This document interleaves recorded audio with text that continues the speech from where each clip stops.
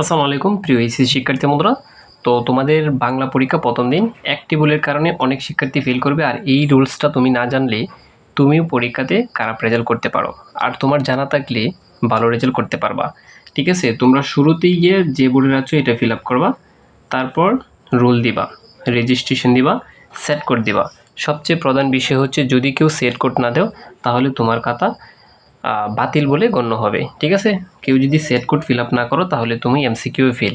একটা বিষয় তুমি ভালো করে বুঝো।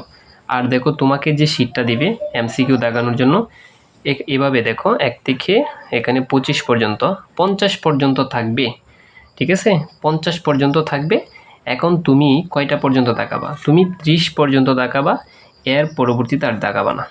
ঠিক আছে, ধরো তুমি এমসিকিউ এখন এই এত কমন পড়েছে তোমার, তুমি আত্মহারা হয়ে গেছো, তুমি দেখতেছো মন বলে 38-এ দাগাইছো, অর্থাৎ তোমার এই এমসিকিউটা বাতিল। অর্থাৎ 30-এর নিচে আসলেই তোমারটি বাতিল। কথা ভালো করে বুঝছো তো?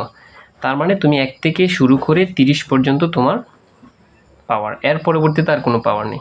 প্রিয় শিক্ষার্থী বন্ধুরা, এই ভুলের কারণে অসংখ্য শিক্ষার্থী প্রতি বছরই A+ গোল্ডেন পাওয়ার শিক্ষার্থীরা ফেল করে শুধুমাত্র একটা কারণে।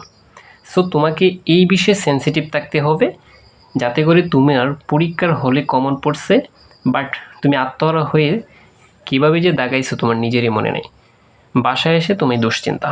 প্রিয় শিক্ষার্থী বন্ধুরা, সো যারা এই ধরনের সমস্যায় না পড়ো, ঠিক আছে, আর অবশ্যই বল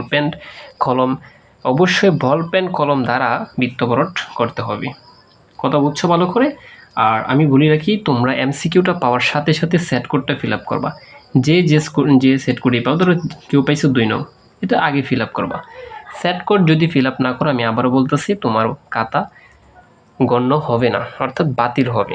প্রিয় শিক্ষার্থী বন্ধুরা, তোমরা যাতে এই ভুলটি না করো, তোমাদের জন্য এই ইনফরমেটিভ ভিডিওটি দেওয়া হয়েছে। যদি ভিডিওটা ভালো লাগে অবশ্যই চ্যানেলটাকে সাবস্ক্রাইব করে রাখো, আর অবশ্যই তোমাদের জন্য বুলেটিন সাজেশন দিয়েছি, তোমরা জাস্ট ভিডিওগুলো দেখে আসো। 100% কমন পাবা। আমি যেগুলো সাজেশন দিয়েছি এগুলোর ভিতর থেকে। দেখা হবে পরবর্তী একটা ভিডিওতে।